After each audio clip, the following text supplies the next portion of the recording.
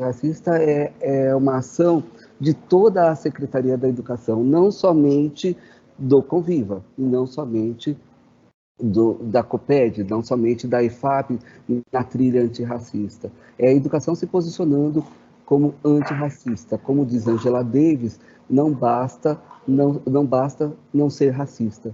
É necessário que sejamos todos antirracistas. Então, eu trago aqui já a fala de uma mulher preta, né, com uma grande simbologia, e aí eu vou passar a palavra para a Priscila, tá? Para a gente começar essa conversa sobre educação antirracista do ponto de vista da educação. Então, como eu falei para vocês, eu sou da equipe curricular de História. Como o Mário falou, a gente não é só o Conviva, não é só a COPED, não é só o Centro de Mídia. A educação antirracista, na verdade, é a Secretaria da Educação como um todo. Então, todos os setores, todos os centros, todos os programas estão trabalhando nessa frente para a gente criar a educação antirracista para a nossa rede de educação São Paulo. Nada mais justo que a Escola da Família também participe desse programa, dessa nossa educação antirracista que nós estamos promovendo na Secretaria, e hoje a gente está iniciando a nossa conversa sobre isso com vocês. Eu sei que com vocês já devem ter tido algum tipo de formação ano passado, com o pessoal da IFAP, que a gente fez formação com todos os núcleos pedagógicos, supervisão de ensino. A IFAP deu formação para todos, mas agora a gente vai fazer uma coisa mais específica para a Escola da Família e para o programa mesmo. Falando da educação antirracista um pouquinho para vocês. O Mário está como gestor, um grande gestor nosso do programa a partir desse ano. Ele começou o nosso gestor da educação antirracista. Eu sou uma das colaboradoras do grupo de trabalho, da parte do currículo, mas a gente trabalha em todas as frentes.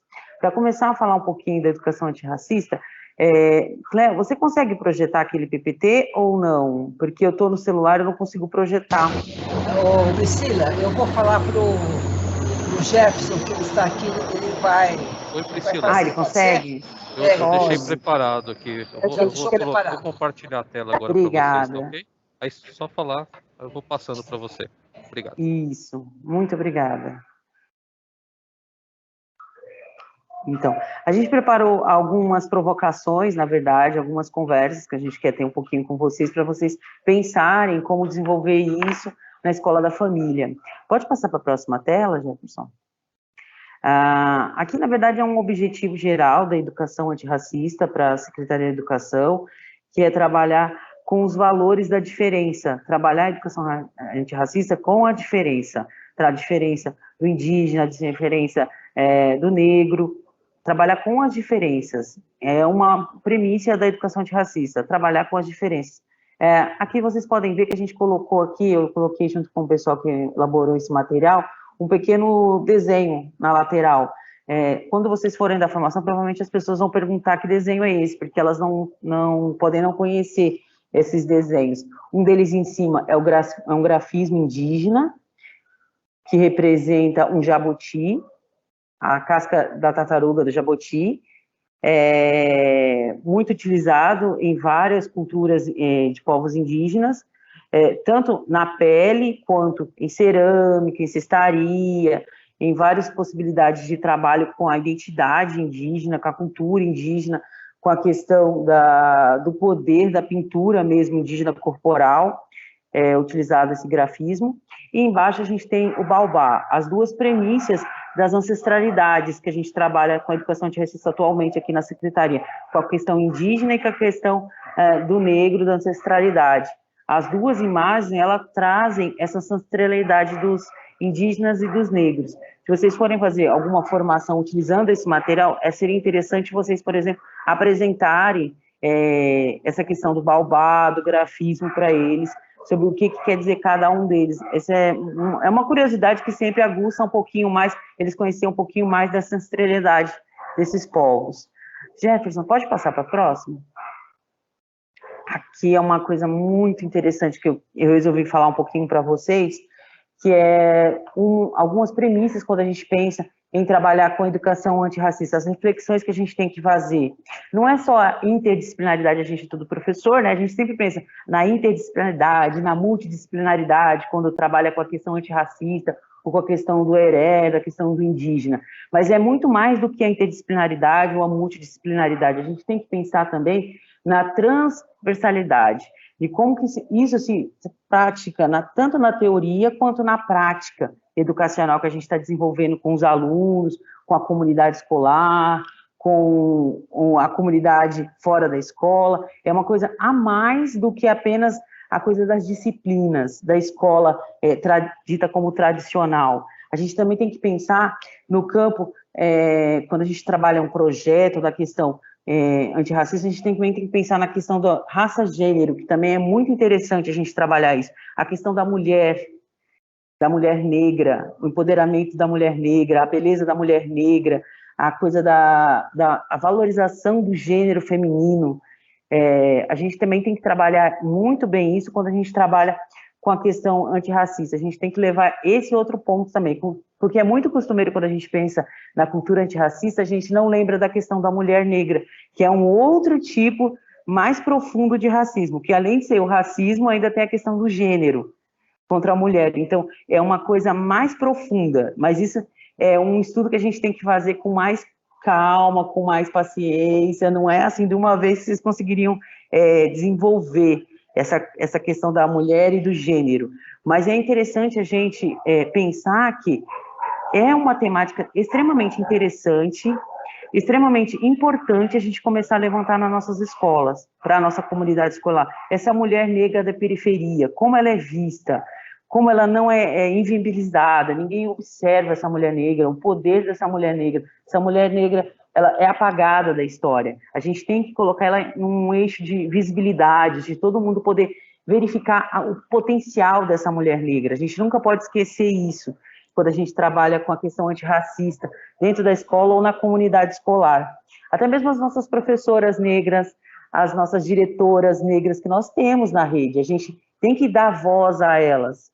As escolas mesmo, algumas têm nomes de grandes mulheres negras, a gente tem que dar voz a essas mulheres negras que fazem parte da nossa história, que muitas vezes elas são apagadas.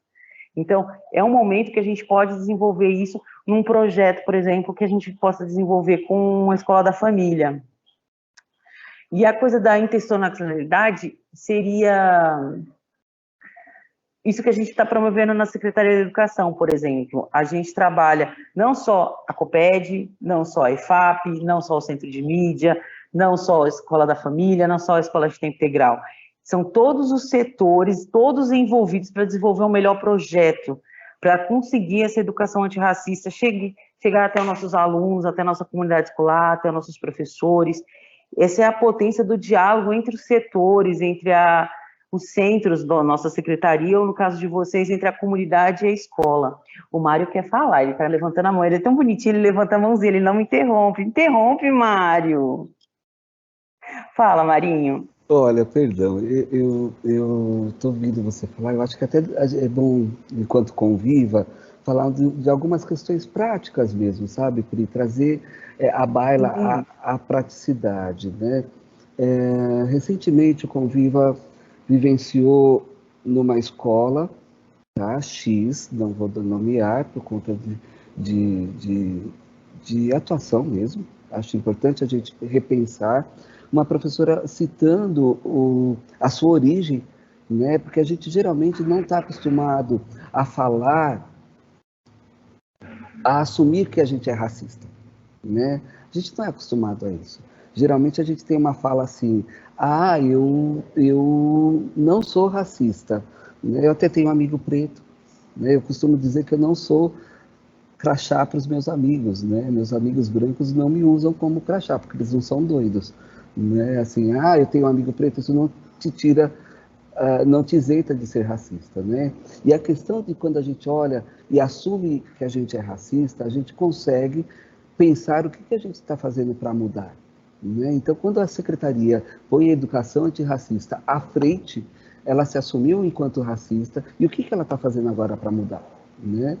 O que aconteceu? Essa professora estava falando sobre a sua origem numa aula no currículo, trabalhando no currículo, ela falando de si, né, o seu avô, né, e aí a questão é, né, ela falava assim, meu avô tem cabelo ruim, pichain, mas bem ruim, muito ruim. E os alunos falaram assim, professora, não se usa esse termo. Ele tinha cabelo crespo. Não, gente, vocês não estão entendendo, era muito ruim. Os alunos falaram assim, professora, a senhora está tendo uma fala racista. Mas, gente, era muito ruim. E ela insistiu, os alunos levantaram-se todos e saíram da sala.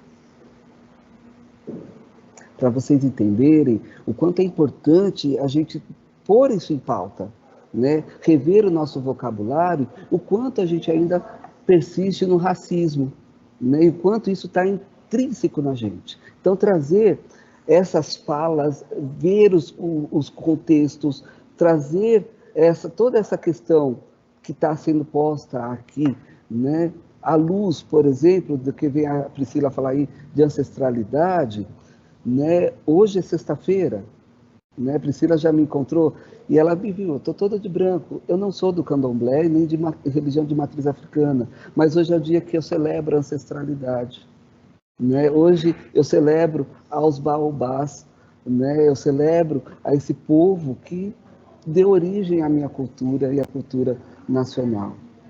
É uma maneira pessoal de trazer isso. E isso não tem muito tempo não, tá, gente? Isso é novo na minha rotina. Novo que eu digo, tem uns 3 anos. Mas é importante a gente trazer isso à tona e respeitar essas individualidades e pôr isso na prática. Desculpa, Pri, passa a palavra.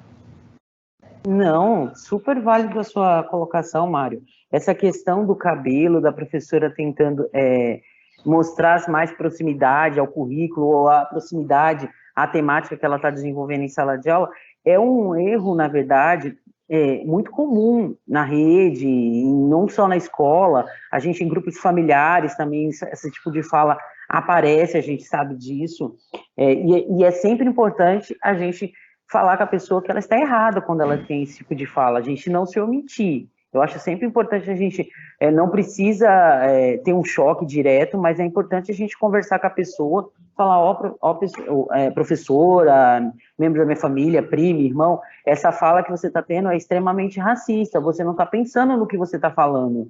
Não existe um cabelo ruim. O que é cabelo ruim? Tem um cabelo ruim e um cabelo bom?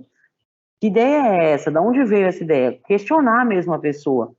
Porque se a gente não questionar, a pessoa vai continuar acreditando que a fala dela está correta, que ela está sendo muito politicamente correta, ela está sendo maravilhosa porque ela está falando sobre isso, sobre o cabelo do avô dela. Eu acho extremamente importante. E até mesmo para a nossa temática hoje de trabalho aqui junto com o pessoal da Escola da Família, que a gente, eu vou dar spoiler, a gente decidiu trabalhar com algumas questões para a educação antirracista com vocês, e uma delas é a beleza negra. Então, essa questão do cabelo é sempre muito pautada nas escolas, a gente sabe disso, muitas alunas têm vergonha do seu cabelo, está mudando isso, mas muitas alunas ainda têm vergonha do seu cabelo, da forma que tratam o cabelo, falam do cabelo dela nas escolas, os alunos também, os meninos, muitos raspam o cabelo porque não querem deixar o cabelo black, não querem fazer uma trança, não querem assumir a sua ancestralidade, não querem se empoderar dessa questão do corpo negro, por vergonha e porque eles passam muito facilmente, o pessoal do Conviva convive muito com isso, com os conflitos que isso ocasiona nas escolas, quando começa a ter esses embates entre os alunos que estão com cabelo black, os alunos que acham que o cabelo black é determinada coisa, alunos que não querem que o aluno use trança, alunos que não querem que os alunos usem dread. Então, isso é muito comum nas escolas. O Conviva sabe bem disso, que é bem problemático esse trabalho. Que eu estava falando aqui da coisa da educação antirracista e dessa coisa da ancestralidade, a gente tenta, como o Mário falou, valorizar um currículo, porque eu sou do currículo, né? Eu sempre falo do currículo, porque eu sou da equipe curricular, um currículo descolonizado. Nós sabemos que o nosso currículo, a base, todos eles têm grande influência na cultura europeia, mas existe também possibilidade dentro desse currículo, no currículo de história, de geografia, de filosofia, de sociologia, de matemática, de geografia, um trabalho sobre a descolonização desse currículo. Mesmo sendo da escola da família, sendo de um projeto, a gente pode trabalhar com a ideia de currículo descolonizado. No currículo, em nenhum momento, por exemplo, diz que você tem que utilizar a matemática grega. Fala para você utilizar determinada função algébrica, que você pode usar um exemplo da cultura africana, por exemplo, para trabalhar. Não quer dizer que você tem que usar um exemplo da cultura grega. Não quer dizer que você tem que apenas ver a cultura europeia. Isso quem faz é o professor, a gente sabe disso. É a mesma coisa um educador na escola da família. Não é, por exemplo, que ele vai desenvolver um projeto determinado sobre beleza na escola, como a gente está falando de beleza, que ele vai ter que fazer um projeto de salão de beleza na escola, por exemplo, e vai focar em fazer chapinha nas alunas e focar na beleza europeia. Todas as alunas maquiadas como se fossem pessoas europeias, dentro de um salão de beleza.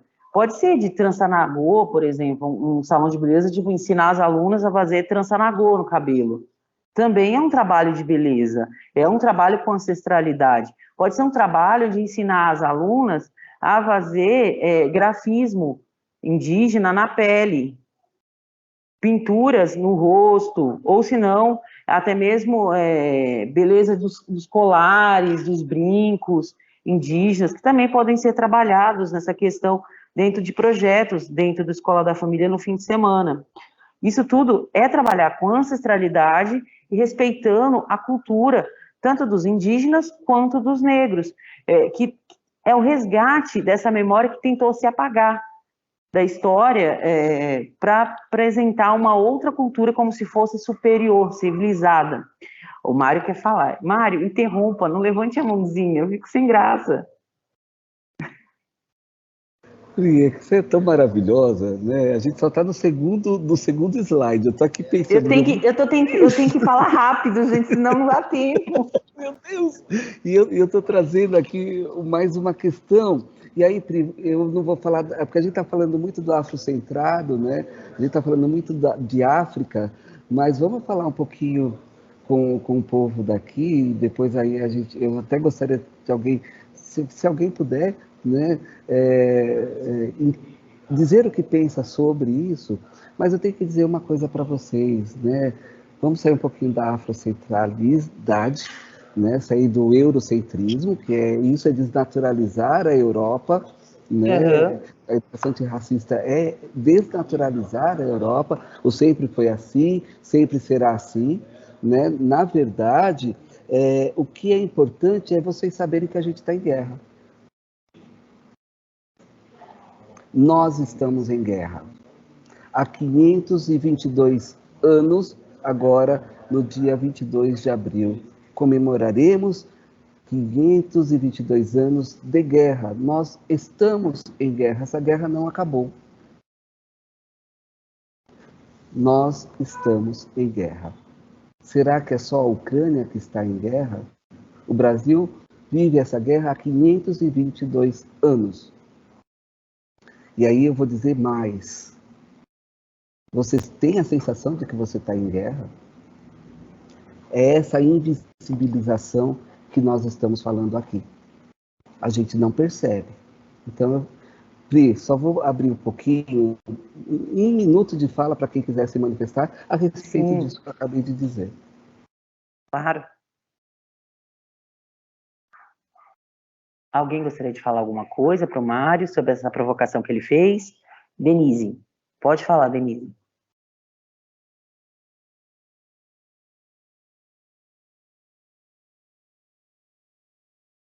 Denise, pode abrir o Boa tarde, pessoal, né?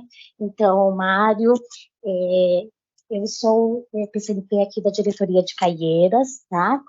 Também sou do Conviva, e eu fico muito feliz com a temática que a Escola da Família traz hoje, né?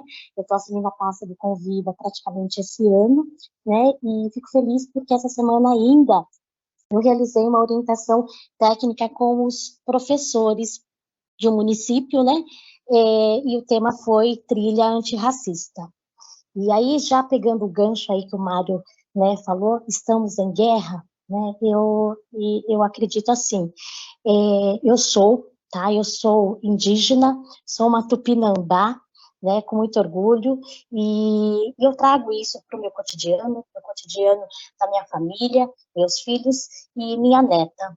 E eu só queria socializar uma situação que aconteceu essa semana, muito particular, onde a minha neta, de 10 anos, né, na sexta-feira, veio um bilhete da escola, né, onde a diretora chamou a minha filha, né, porque teve um probleminha que ela chegou na escola e o coleguinha perguntou para ela, você já está virando ser humano ou vai demorar um pouquinho? Acho que todo mundo deve ter acompanhado nas mídias, onde um dos nossos dirigentes falou que nós indígenas, que índio era quase um ser humano, né? E aí a minha netinha de 10 anos, né, chegou na sala de aula e falou para Pro, o fulano fez o comentário e eu gostaria, e a senhora, por gentileza, conversa com a sala. E a Pro falou, não, Maria Clara, depois a gente conversa com o fulano. Ela falou, não, Pro, a gente tem que conversar com todo mundo. E a Pro, não, tá bom, enfim, chegou a hora do intervalo, até a próxima hora do intervalo, e a Pro não conversou com a sala. E ela falava assim, ela me chama de mãe. Ela falou, mãe, eu esperei com muita paciência, mãe, eu esperei.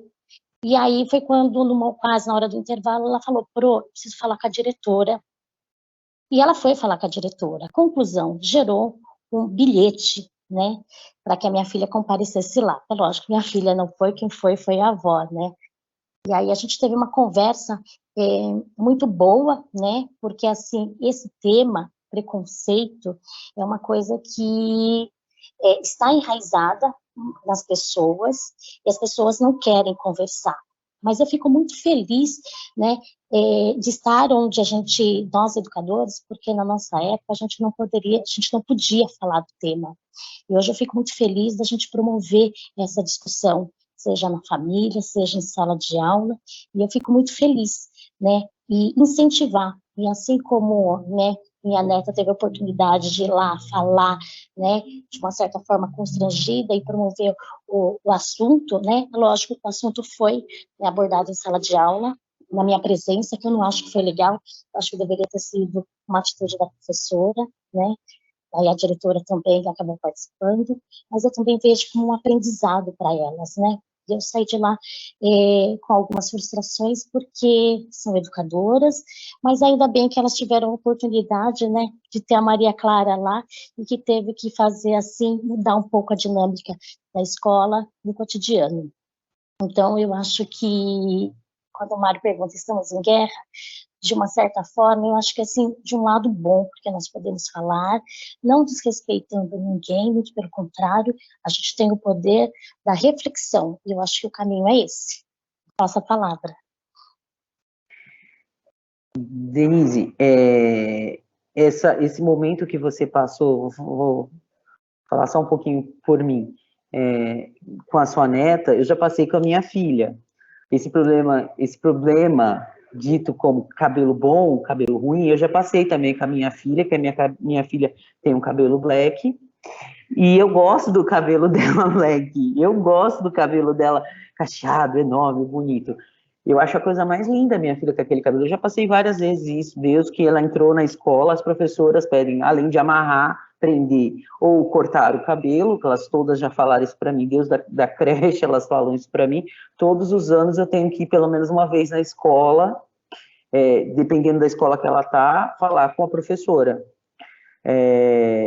Mas eu acredito sempre que poder falar para essas pessoas que elas têm essa fala, que ela está equivocada, que a gente precisa dialogar, que a gente precisa esclarecer, que a gente precisa visibilizar essa conversa, eu acho extremamente importante. Muitas vezes, eu já escutei isso de professores, porque eu dou formação sobre essa temática há quase 15 anos, que eles não falam porque eles não sabem como tocar no assunto. Eles preferem tocar no assunto somente com o pai do aluno, com a mãe do aluno, apenas 2 pessoas, sem ser com a sala inteira, porque eles têm medo de alguma coisa que possa incomodá-los. Mas é para incomodar, como o Mário falou.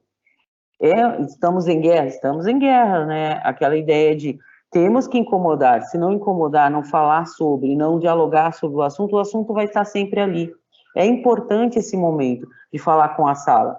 Pode ser na presença da mãe, pode ser na presença da avó, pode ser só com a criança, mas é necessário, é uma fala necessária, é um momento necessário, porque as crianças estão na fase de aprendizagem. Se eles não começarem a se desenvolver dessa forma na escola, quando eles crescerem e se tornarem adultos, vai ser muito mais complicado a gente retomar essa conversa. O Mário sabe bem disso, né, Mário?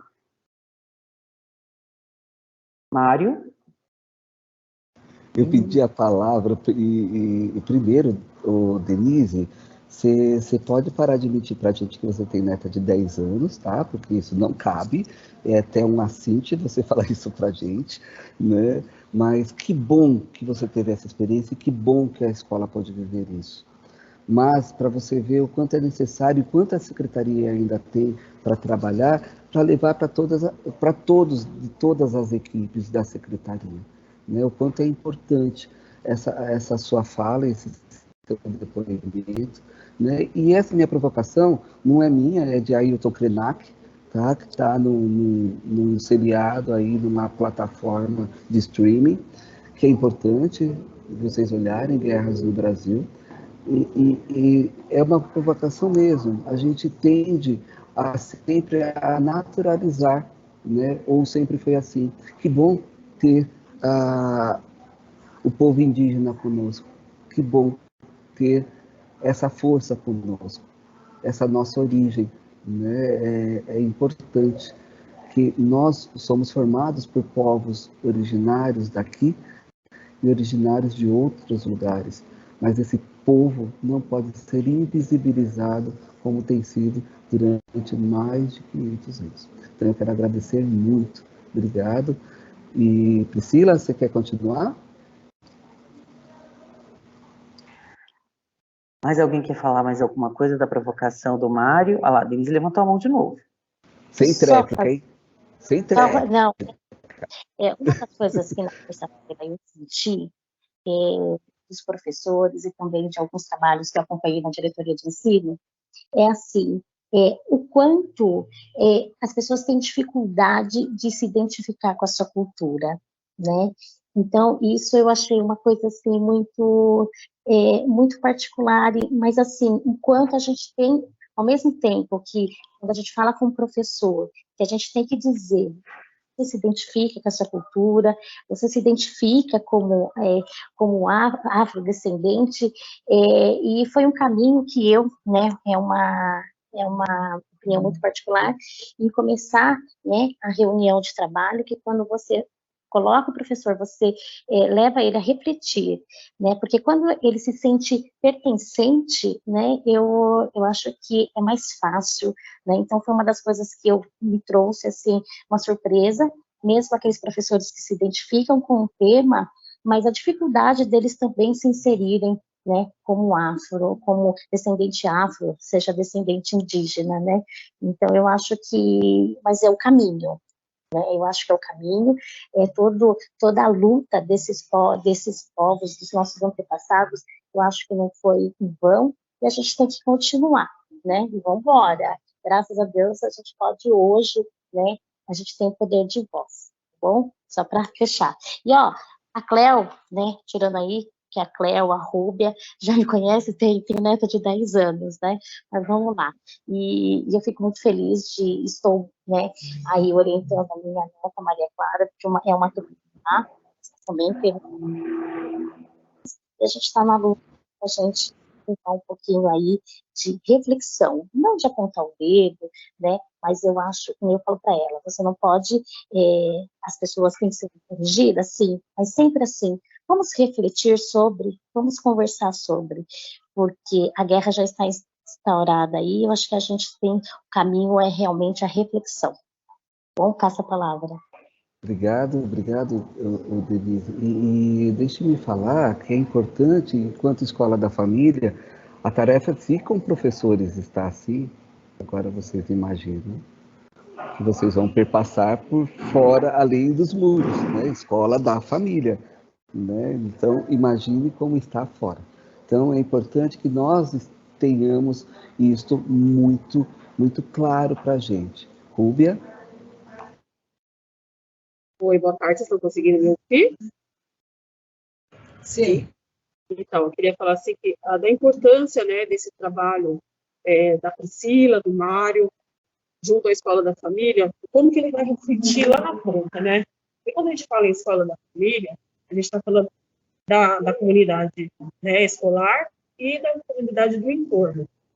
Eu moro no bairro de Itaquera, né, no bairro periférico, e acompanho algumas atividades do programa Escola da Família aos finais de semana. Então, assim, eu vejo com muito bons olhos o desenvolvimento desse trabalho lá na ponta, porque as crianças negras do bairro, principalmente periféricos, sofrem essa guerra que o Mário falou todos os dias, né? E eles precisam estar formados, eles precisam estar ter um lugar onde eles possam dialogar, onde eles possam se sentir acolhidos para essa guerra diária que essas crianças, esses pais da periferia e das escolas que são dos alunos e da comunidade que são atendidos pela Escola da Família enfrentam todos os dias. Então, era isso que eu gostaria de falar.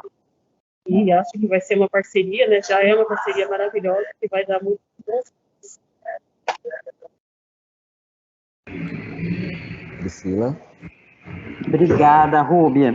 Também acho que as nossas crianças, não só da periferia, mas as crianças também do litoral, do interior, que não estão mais ligadas diretamente à nossa condição daqui da capital, também necessitam dessa formação, porque eles também têm essa visão. O Mário sabe que ele está circulando bastante na rede, para todos os lugares das diretorias de ensino do interior, do litoral.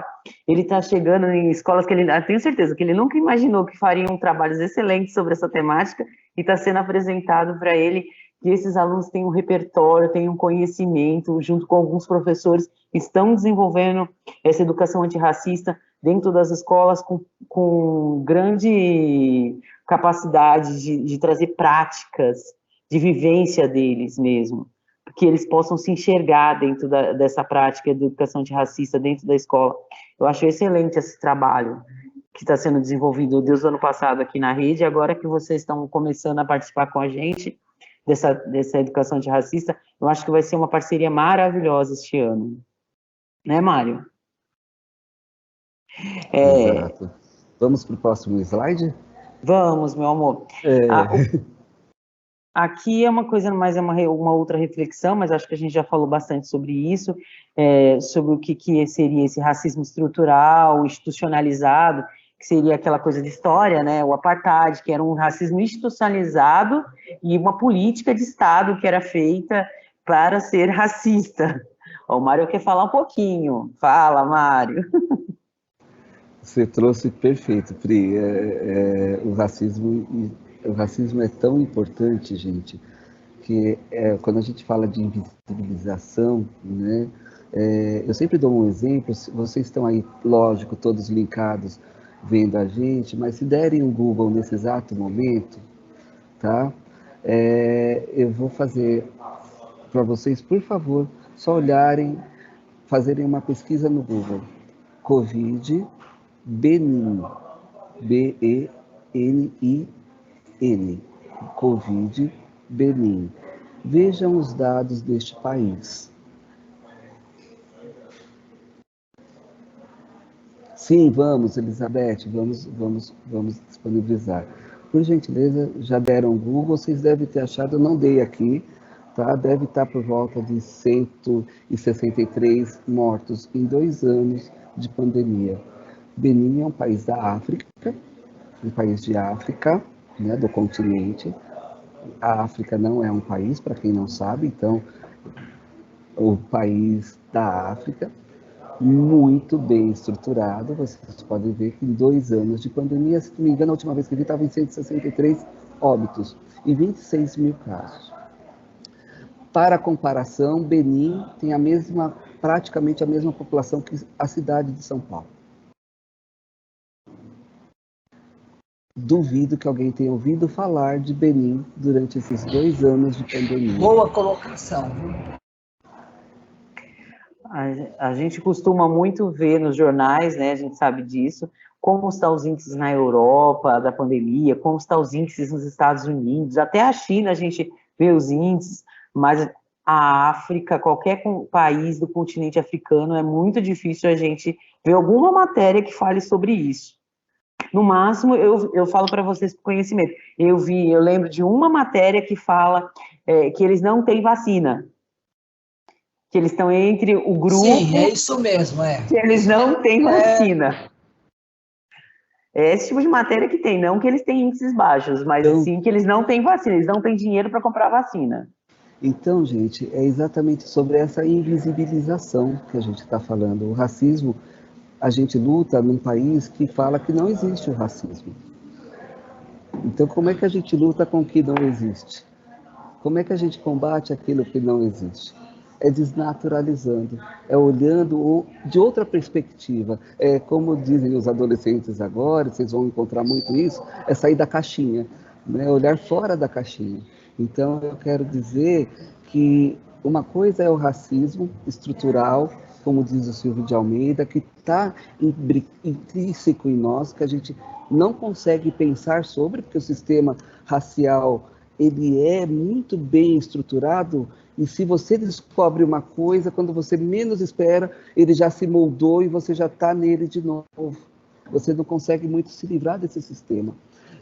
E quando é do nível individual, que é o chamado injúria, que hoje no país é um crime inafiançável, tanto quanto o racismo estrutural, o racismo institucional, né, quando uma instituição se demonstra racista, né? Então é muito importante a gente pensar nessas questões, né? Pensar em todas essas questões e o quanto a gente também colabora com isso a partir do momento que a gente representa uma instituição. Passa a palavra, Pri. E só para lembrar para vocês, existe diferença entre o racismo institucional, o racismo estrutural, são coisas diferentes. E racismo, eu coloquei alguns níveis aqui com o pessoal, alguns níveis, algumas coisas sobre racismo. Se vocês forem fazer alguma formação utilizando essa temática, vocês podem até aprimorar isso, explicando para eles, o racismo institucional, segundo Silvio de Almeida, racismo institucional, que era do apartheid, que era o processo de escravidão aqui no Brasil, é outro tipo de racismo, que tudo se modifica com o tempo, mas são racismos diferentes, mas todas práticas do racismo, que a gente nunca deixa de estar nessa luta, né? E eles sempre se modificando de acordo com a política no momento que ele está sendo elaborado. Por que esse slide? Que a gente vai falar um pouquinho agora para vocês de prática, porque é muito, muito fácil para vocês pensar na prática de vocês da Escola da Família. Como que eu vou desenvolver um projeto, um desafio para trabalhar com essa temática na Escola da Família? Quais são os recursos que eu vou precisar ter? O que eu vou precisar, o que eu acho necessário para desenvolver alguma ação sobre a educação antirracista dentro da minha comunidade escolar ou dentro da minha diretoria de ensino, pensando no programa Escola da Família? E agora, gente, eu vou estar fazendo uma pergunta para vocês, eu queria uma ideia, alguém que já desenvolveu isso do ano passado para esse ano, para estar falando um pouquinho com a gente. Alguém gostaria de falar alguma coisa? Falar alguma prática que já desenvolve dentro da sua diretoria de ensino? Olha lá, a Denise. Fale, Denise. Eu vou parar. Inclusive, o Rubia, eu até socializei com você e eu a pauta que nós trabalhamos aqui. É lógico que a partir dessa eu vou dar os encaminhamentos ao pessoal de Escola da Família, mas aí aproveitando aí todo o processo aí... Isso, acabei de ver aqui. Então, depois você vê uma forma de socializar com o pessoal, tá? E aí já também traz algumas sugestões de atividades, leituras, e assim, uma que eu trago aqui hoje para vocês, dentre o cantinho da leitura, né, incentivo da leitura, lá os participantes ao final de semana, é o livro, né, a leitura O Pequeno Príncipe Preto. Gente, ele é maravilhoso, né, e tem outras sugestões, depois a Rúbia puder aí socializar com a gente, né, então, eu acho que a Escola da Família é um local, é um lugar, né, que dá para a gente fazer muitas coisas, dá para que a gente faça aí a reflexão, a discussão, né, de modo que os participantes, não só, né, dos meninos que estão na sala de aula, mas a Escola da Família também promove isso, né, aqueles que já saíram, né, dos bancos das salas de aula, mas que aos finais de semana têm a oportunidade de estar dentro da escola, né, e refletindo, participando um pouquinho aí da cultura. Então, eu acho que é um lugar bastante propício para a gente também levar essa reflexão para dentro das residências, tá bom? Mas eu passei aí para a Rúbia. Obrigada, gente, eu vou parar de falar. Olha, você Mário, citou uma essa é a sua obra, vez. você citou uma obra que é afeto pessoal. O Rodrigo é um amigo pessoal meu, tá? Então, obrigado pela indicação. Eu acho que o livro é extraordinário. Assim como a gente tem aí várias outras obras lindas, né? Eu posso falar de um outro amigo, de um outro portador de uma educação antirracista, que é o filme Dudu e o Lápis Cor da Pele, que está no YouTube, se não me engano. É gratuito, então é aberto, todo mundo pode assistir. O roteirista desse filme é um homem branco, tá? E um amigo pessoal, muito, muito bonito, um filme extremamente premiado, né? Então fica aí mais uma dica para vocês poderem aí trabalhar. Obrigado, Denise. Passo a palavra, Pri. Só lembrando vocês que esse livro ele está dentro do acervo adquirido pela Secretaria esse livro que a Denise indicou, ele está dentro do acervo da Secretaria da Educação, que foi comprado para trabalhar com a temática da educação antirracista no passado e foi enviado para as escolas, esse livro. Então, vocês também podem encontrar na escola de vocês, em algum lugar, na biblioteca, em algum canto, ele tem esse livro. É muito bom. Alguém lhe pediu a palavra. Ana. Quem? Ana. Pode falar. O que eu queria colocar é o seguinte: a Escola da Família, a gente incentiva muito o trabalho com a leitura, né? E mesmo hoje nós falamos sobre a leitura, a importância da leitura. O que eu quero deixar aqui registrado, que eu acho importante, vou anunciar, e acho que todo mundo já conhece, o livro Úrsula, da Maria Firmino. É um livro que eu estou recomendando que leiam. Ele é de 1859, uma graça de livro. E eu sou da área de literatura, confesso que nunca nenhum professor havia anunciado esse livro para mim. Porque, mais ou menos na mesma época, um pouquinho antes, o primeiro romance brasileiro foi do Joaquim Manuel Macedo, A Moreninha. E o Úrsula estava ali também. Ninguém falou nada. Então, é importante que a gente dê visão principalmente para as mulheres negras na literatura. Nós temos a Ruth, que nós fizemos um trabalho com ela, Guimarães Botelho, que vocês devem conhecer. A Escola da Família fez uma entrevista com o filho. Ela é maravilhosa, ela é aqui, ela já morta, lógico, né? Mas ela morou aqui em Cachoeira Paulista. E eu recomendo muito o livro dela também, Água Funda. É maravilhoso o livro. E ontem eu fui à Biblioteca Mário de Andrade, estava lá mulheres, autoras negras. E ela estava lá. E eu fiquei muito feliz porque está tendo uma projeção do livro dela. E ela escreveu esse livro em 1949. Vale a pena ler. Tem muito do nosso folclore também. É só isso que eu queria falar. Esse livro, Água Pura, também está dentro do acervo. Isso, esse livro também está dentro do acervo que foi enviado ano passado para as escolas. Então, as escolas encontram se procurar. É ótimo. Eu fico feliz. Nós fizemos uma vídeo com o filho dela, há uns anos atrás. Denise, Rúbia, Léo deve recordar disso daí. E ela tem livros maravilhosos de literatura infantil também. Que ótimo. Quer falar alguma coisa, Mário? Você está aí feliz, dando risada? Olha, ele está contente. Muito feliz, gente. Como é bom essa conscientização e essa tomada de frente da educação antirracista. né? Falar aberto, gente, é tão importante, tá? Vocês não imaginam o que vocês estão fazendo parte de um momento histórico na Secretaria, né? É histórico a gente falar sobre antirracismo. Primeiro, a gente admite que existe o racismo, né? Então, isso é muito importante. Obrigado. Eu só estou muito feliz mesmo. Vamos passar para a próxima, que é uma fala que eu acho que o Mário gosta muito. Angela Davis. Angela Davis a gente conhece bastante do ativismo, feminismo negro. Ela veio no Brasil há um tempo atrás, discursou, algumas pessoas estiveram presentes nesse discurso, falando sobre a mulher negra, o poder da mulher negra. Mas aqui a gente escolheu uma frase para falar um pouquinho sobre como que é estar presente, na verdade, nessa criação da beleza negra. O negro não está somente nos nossos livros didáticos, que tinha muito costume disso, de ter somente a parte da escravidão nos livros didáticos. A gente, professor de história, só falava da parte triste da escravidão. A gente também tem que exaltar a alegria, a beleza, a cultura, a arte, e essa parte da história que os negros, que os indígenas trouxeram para a gente. A gente não pode esquecer que eles também estiveram representados em todo esse momento da nossa história, nesses 500 anos, mais de 500 anos da nossa história, eles estiveram aqui e nos trouxeram várias coisas que a gente não pode esquecer, não pode deixar ser apagado.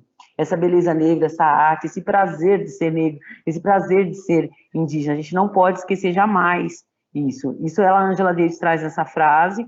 Ela fala que é importante a gente lembrar, sim, desses momentos tristes que o povo negro passou, mas a gente não pode esquecer também que teve a resistência, teve a alegria, teve a cultura, teve a arte e a beleza negra. A gente nunca pode esquecer. Para isso, eu trouxe para vocês, já que vocês gostam muito de literatura, uma pequena... Pode passar para a próxima, Jefferson? Aqui. Esse aqui é uma tirinha. Eu gosto muito, faz parte de, na verdade, vai ser futuramente um livro dessa escritora. Ela tem já um livro dentro dos catálogos da Secretaria da Educação, mas fala só sobre o cabelo negro e as meninas, e aqui vai ser um livro futuro que ela vai fazer, mas essa aqui é uma parte de umas tirinhas que ela faz na internet e ela deixa disponível, gratuito para todos que queiram utilizar sobre educação antirracista, sobre empoderamento negro, sobre a beleza negra. É o mundo de Taiyo. É muito legalzinha essa tirinha, caso vocês queiram utilizar a informação, é para falar um pouquinho dessa ancestralidade, de se reconhecer, de se olhar no espelho e ter orgulho do que está vendo no espelho. Tem algumas tirinhas delas que são maravilhosas nessa temática. Essa aqui é uma delas, que fala um pouquinho sobre quem sou eu. É uma menina olhando no espelho e descobrindo quem é ela, quem é esse corpo negro que está no espelho.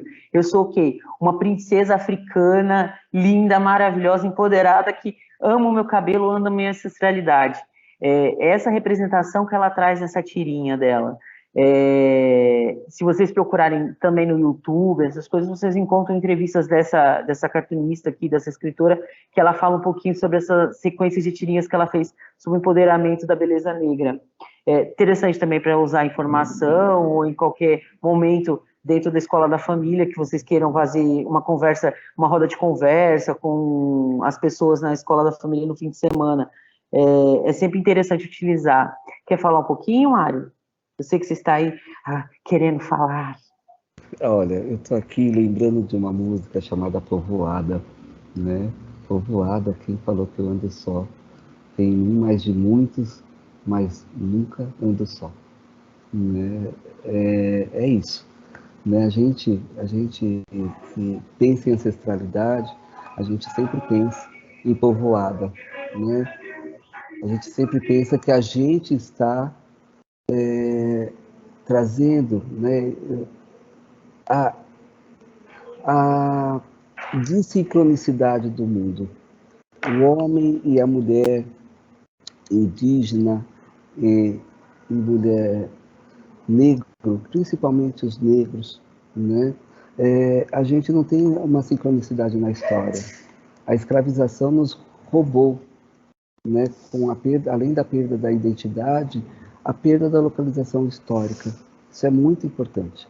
E quando a gente celebra, então, a ancestralidade, a gente celebra essa lacuna, né? Porque eu não sei, eu não consigo me localizar na história e no tempo. Eu vou dar aqui um depoimento pessoal, que eu costumo sempre falar, e todas as vezes que eu falo de educação antirracista, com as diretorias, enfim, com professores, eu sou Mário, filho de Ivone e de Mário, que são filhos de Mário, Sebastiana e João, Ivone, Benedito e Clotilde.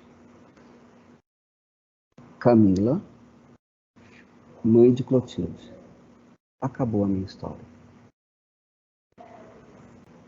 Meu sobrenome é localizado em Mococa, numa fazenda. É isso. Essa é a história da minha árvore genealógica. Esse não sincronismo histórico que a escravização fez. Então, quando a gente fala de história e fala de educação antirracista, é também reconhecer que a escravização apagou a história de um povo e tenta apagar e permanecer apagando. Então, é sempre muito importante. Essa tirinha traz exatamente isso, Pri. Muito obrigado. Passo a palavra para você de novo. Essa tirinha traz um pouquinho disso, isso que você falou, fica claro quando a gente pensa. Hoje eu estava vendo, por exemplo, o jornal e estava mostrando o Museu do Imigrante, aqui em São Paulo, que as pessoas vão até lá para saber quem foram os imigrantes que vieram aqui para o Brasil e onde está a sua árvore genealógica. A gente não consegue fazer isso com o povo negro, porque foi apagado. A gente não tem um diário de bordo dizendo, olha, o negro veio de Gana, veio do Benin, veio da Angola. Não tem, a gente foi apagado. Quando chegou aqui ainda ganhou outro nome. Então, rebatizar a pessoa, você nunca vai conseguir descobrir, essa é aquela lacuna que existe na história, nunca vai conseguir descobrir quem era seu tataravô. Porque foi apagado o nome dele, a história dele, ele não sabia a língua, ele veio para cá, ele não conseguia se comunicar, até ele aprendeu português, ele pegou aquele nome porque foi obrigado a pegar aquele nome, então não tem essa história. Isso nunca vai, eu como historiadora me sinto incapaz de contar essa história, porque eu não tenho onde buscar essa fonte, porque história oral não tem como, porque a pessoa já se foi, não tem escrita, porque naquela época quase não existia escrita.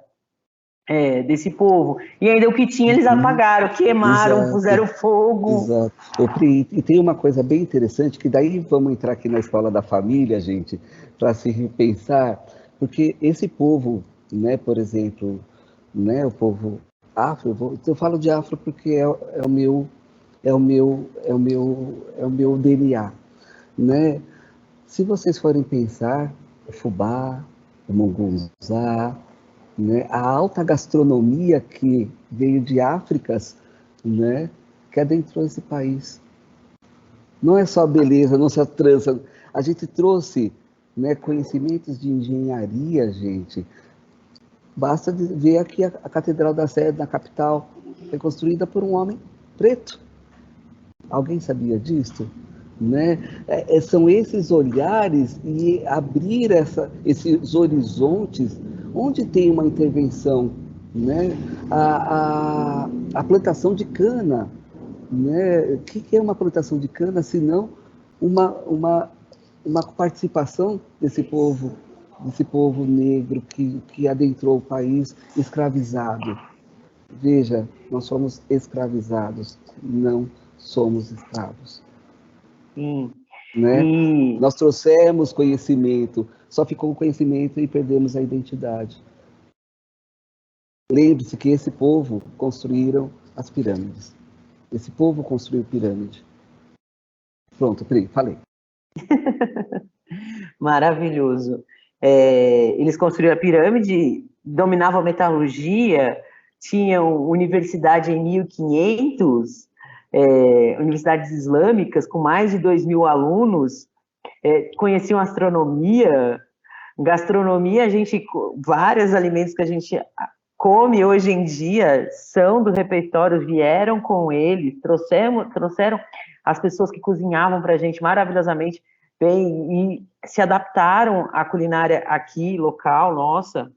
Então, a gente tem várias coisas que a gente pode estar trabalhando com essa coisa da ancestralidade, da cultura, da arte, da tecnologia, dos negros, até dos indígenas, dos povos nativos. A gente também tem muitas coisas que eles trouxeram, não, eles não trouxeram, eles estavam aqui, a gente que chegou depois, a gente aprendeu com eles a tomar banho, uma coisa super incrível, que os europeus não tinham costume. Nós aprendemos com os indígenas. Tudo isso a gente pode estar trabalhando na questão da escola da família, na questão da leitura, na questão do corpo, da arte, da literatura. Para finalizar aqui com também, né? Do esporte, nossa, esporte nem se fala do esporte. Aqui na última tela para vocês, eu coloquei alguns nomes, títulos, na verdade, de projetos que foram desenvolvidos ano passado nas escolas estaduais, com a questão da beleza negra. De onde veio esses nomes? Não sei se vocês se recordam, no passado foi feito um levantamento, foi um pedido da EFAP, um levantamento de todas as ações que vocês desenvolveram nas escolas sobre a temática da educação antirracista. Vocês mandaram, a gente compilou aquilo, eu peguei alguns títulos que falam sobre beleza, tanto a beleza negra quanto a beleza indígena, ou alguma coisa voltada para isso. Por exemplo, aqui tem Chique Afro, era um projeto com tecidos e vestidos com questões de matriz africana, estilo ancestral, para falar de turbantes. Foram vários projetos que as diretorias e as escolas foram desenvolvendo. A gente pegou alguns títulos e colocou aqui para vocês, para darem algumas ideias, para vocês estarem desenvolvendo na própria escola da família. Como eles foram desenvolvidos dentro da escola regular, dentro do horário de aula da semana, pode ser implementado também para o fim de semana. Não quer dizer que foi feito durante a semana que vocês não possam levar também para o fim de semana. Ali tem, por exemplo, a beleza da mulher indígena. Foi uma sessão de fotos, se eu não me engano, que eu vi, que elas fizeram com fotografias de mulheres indígenas, como que a beleza indígena é maravilhosa, pode ser trabalhada também, que há mulheres belas indígenas, não quer dizer que não exista, e que elas são invisibilizadas também. Mulher indígena também existe aqui no Brasil. Muitos alunos nossos acreditam que não existe mais índio no Brasil. É aquela coisa do repertório que se fala. Isso é verdade, o Mário tá dando risada porque é verdade. Quando eu falava isso em sala de aula, gente, no 6º ano, os alunos arregalavam, gente, mas existe indígena no Brasil, existe povos nativos ainda. Não, professora, acabou tudo. Eu falei, como que acabou tudo, gente? Onde foi todo mundo? Eles recebem muita essa informação que eles acabaram, foram totalmente dizimados, então a gente não precisa mais falar sobre eles, sobre a cultura deles, sobre a arte deles. É tão importante o que você está falando, porque assim, uma vez eu estava falando sobre isso com crianças, isso eu vou falar, gente, eu estou fora da sala de aula há uns 15 anos, tá? Então, entendo 15 anos atrás, não tínhamos essa coisa de internet, não era tão desenvolvido, vamos lá. Mas eu falei assim, escuta, gente, sabia que tem uma aldeia indígena aqui na capital? Ah, professor, você está de brincadeira comigo. Não, só falei de uma. Você tem uma ideia. Tem 3! Exato. Né? Não, professor, imagina, aqui só tem prédio. Onde que eles se escondem? Eu falei assim, não, gente, não é só no prédio, não. Né? A aldeia indígena, sim. E causa muita estranheza. Aliás, se bobear, eu acho que alguém aqui deve estar... Como assim, Mário? Tem aldeia indígena na capital? Sim, na capital tem. Para quem não sabe. Aliás, tem até quilombo urbano, tá, gente? Sim. Tem até quilombo urbano aqui na capital. Pronto, falei.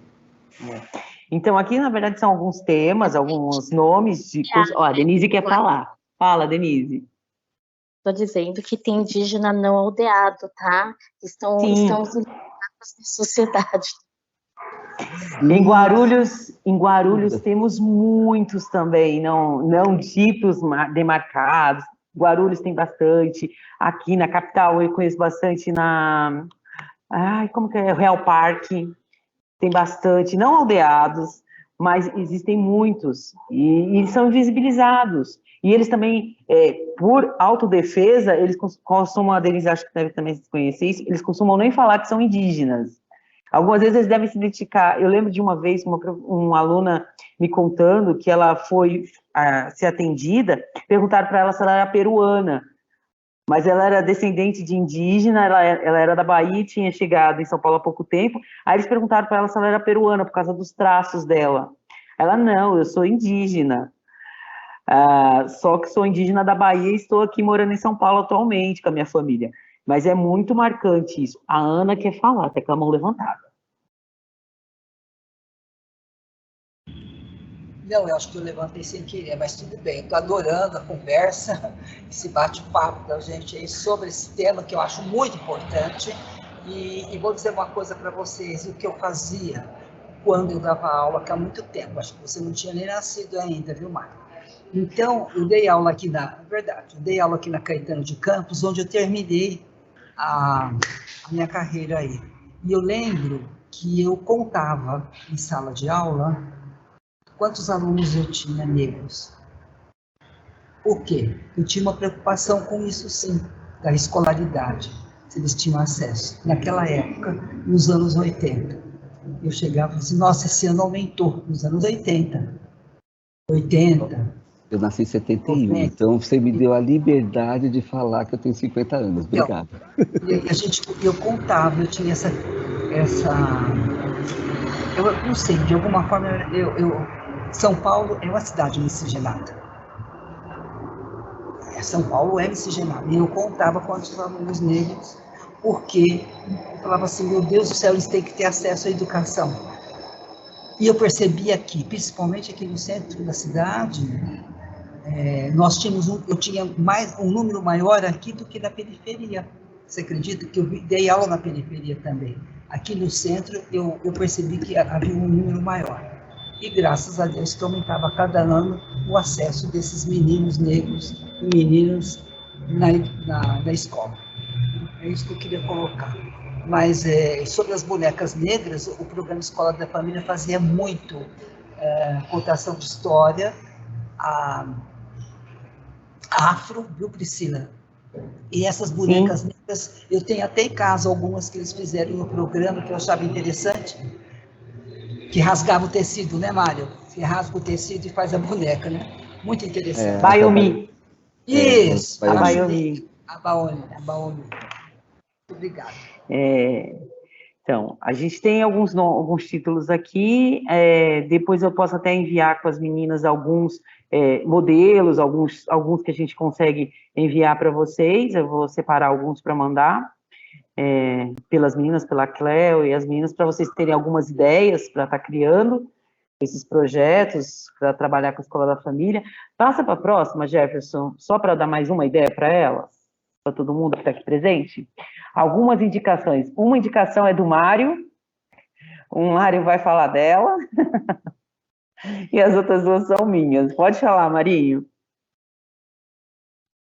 Bom, a indicação, aqui é a cartilha, tá? É a cartilha recém-lançada pela Secretaria de Justiça, tá? Do qual nos dá orientações de como agir, como atuar frente ao racismo, tá? É um trabalho da Secretaria de Justiça, tá? Eu tenho aqui no meu tablet, né? Porque eu ganhei em primeira mão pelo doutor Antônio Carlos, que é um parceiro nosso lá da Secretaria de Justiça. A gente trabalha muito conectado, principalmente pelas questões de racismo que está acontecendo. E eu vou falar para vocês que racismo acontece dentro da escola, sim. Eu já tenho 3 casos só hoje de denúncias e nossos estudantes estão fazendo boletins de ocorrência, né? Então, é importante que a gente saiba que a educação não é punitiva, a educação é orientação. Então, quanto mais rápido a gente educar os nossos colegas e os nossos estudantes, menos transtornos com a justiça a gente pode ter, né? Considerando que pelo STF, né, qualquer crime de injúria hoje é considerado inafiançável. E racismo é crime, né, entra no crime constitucional. E com ele vem a homofobia, a xenofobia e assim vai tudo, tá?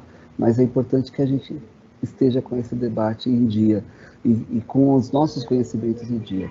Uma dica de leitura também, Pri, que é algo que a gente usa muito da fala, a Djamila Ribeiro tem uma série de livros importantes, mas o Pequeno Manual Antirracista é muito necessário que a gente leia. Se não conseguir ler todo, leia pelo menos a sua parte final, que é um glossário de expressões racializadas que já devemos abolir. Pri, agora é contigo. As outras duas indicações que eu coloquei aqui, que a gente colocou, são mais voltadas para a questão indígena. Uma é uma caixa de materiais de beleza produzida pelo Museu do Rio de Janeiro, onde fala sobre objetos de beleza indígena, de várias etnias. Vocês podem ter acesso livre, material didático, tem prospecto, texto, atividade dinâmica, um material muito rico, com fotografia sobre essa questão da beleza do indígena. E o outro livreto é um livreto feito pelo Museu MAI de Arqueologia aqui da USP, feito em algumas escolas da nossa rede, uma escola em especial, que é a Índia Maria, é uma escola indígena, ela tem caiganes e, acho que, terenas na escola, e eles foram até a escola, conversaram com os alunos, conversaram com as mães, fotografaram, mostraram os costumes. É um material muito rico para a gente estar trabalhando também essa temática na escola, fora da escola, com roda de conversa com amigos. A Ana vai falar.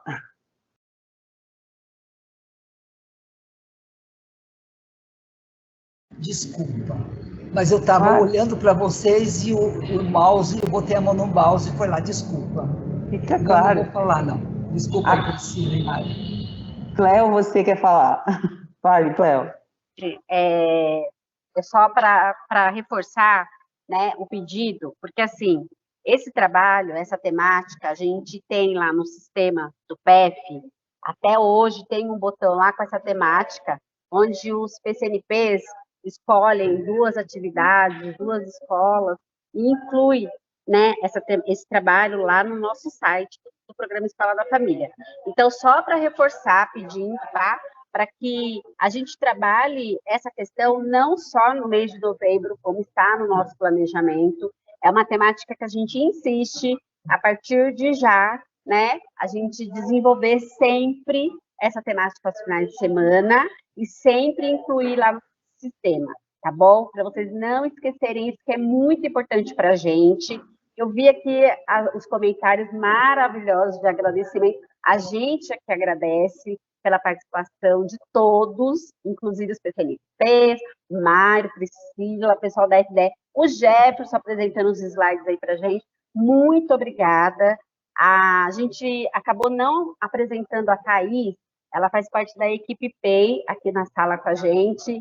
É uma gatinha super novinha, mas super dentro dessa temática. Ela é formada em sociologia. Vai, Thaís, só se apresenta aí rapidinho para a gente. Desculpa, viu, Pri? Só para a gente... Lógico. Já aqui, tá bom? Boa tarde, vocês estão conseguindo me ouvir? Sim. Boa tarde, eu sou a Thaís, eu faço aqui parte do Centro de Educação Integral. É para apoiar as meninas, a Ruby e a Cléo, e é um prazer estar aqui e aprendi muito e gostaria de agradecer. Obrigada. Obrigada, Thaís, mais uma vez. E assim, gente, dizer para vocês, até a Priscila, quando a gente conversou, ela falou, nós vamos falar só nesse momento? Não. No segundo semestre, o Mário, a Priscila, eles vão indicar para a gente quais são as outras falas que teremos dentro dessa temática, e eles já estão cientes, já vão preparar material.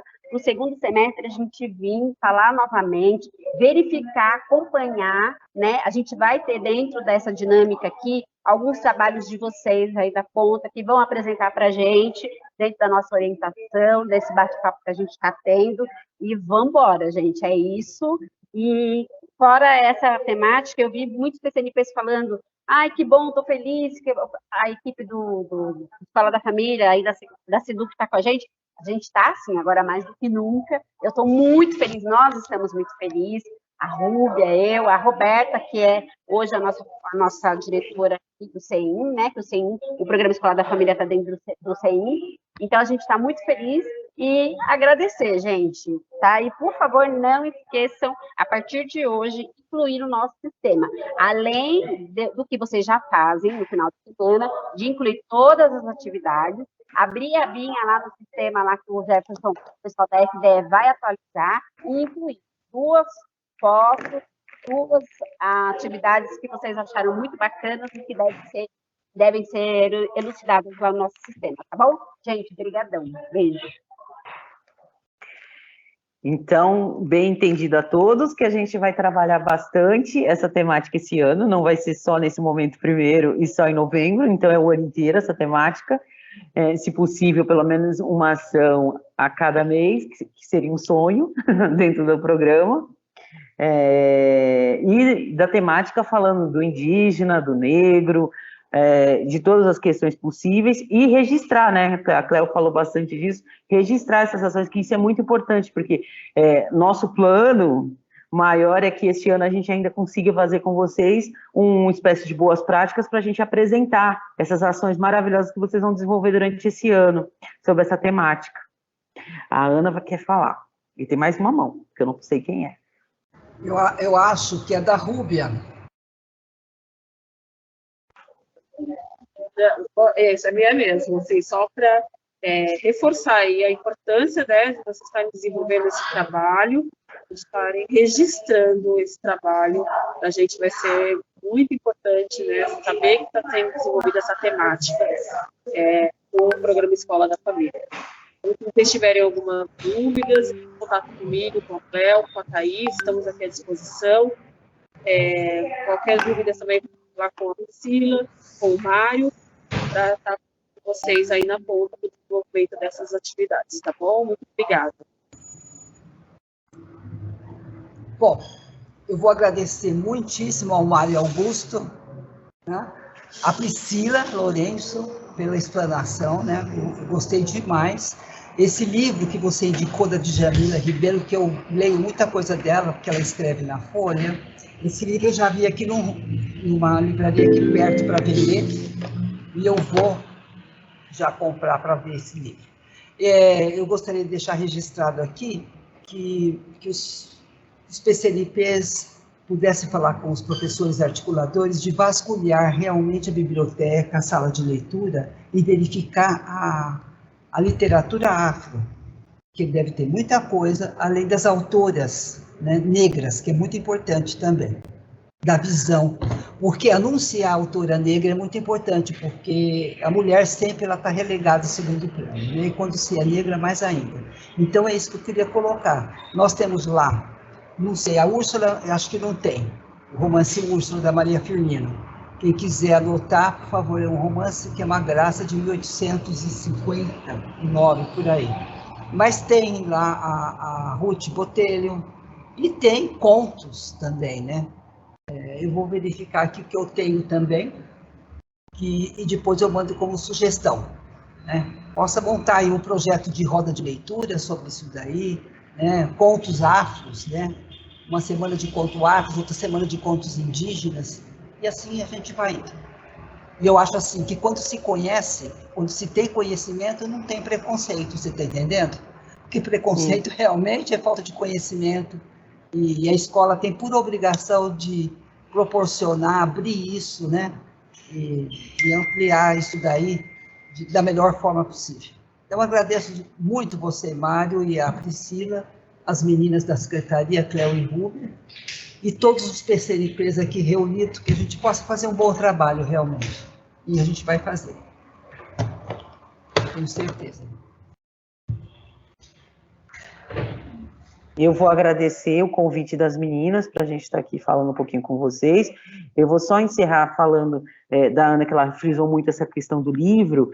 Ano passado foram comprados 56 títulos com a temática, sobre essa temática. Então, tem um acervo recém-chegado, que deve estar muito fácil de localizar na escola. Então, fica mais fácil vocês conseguirem a trabalhar com essa temática. Se vocês quiserem, depois eu passo para a Ruby e para a Cléo os títulos que estão nesse acervo que foi enviado para as escolas, para elas mandarem para vocês tentarem localizar mais fácil no acervo. Eu gostaria de ter também, para poder ter conhecimento desses títulos. O acervo novo. Isso, é bom que o professor tenha, porque assim ele vai bater a porta do diretor e falar, vamos abrir a sala de leitura. É importante. Perfeito. Mário, você quer se despedir, Mário? Sim, quero agradecer, primeiro por estar perto da Ana, né, mesmo virtual. Eu vou ficar apaixonada, hein? Mas eu já sou por você, vai ser recíproco, então, mas é ótimo.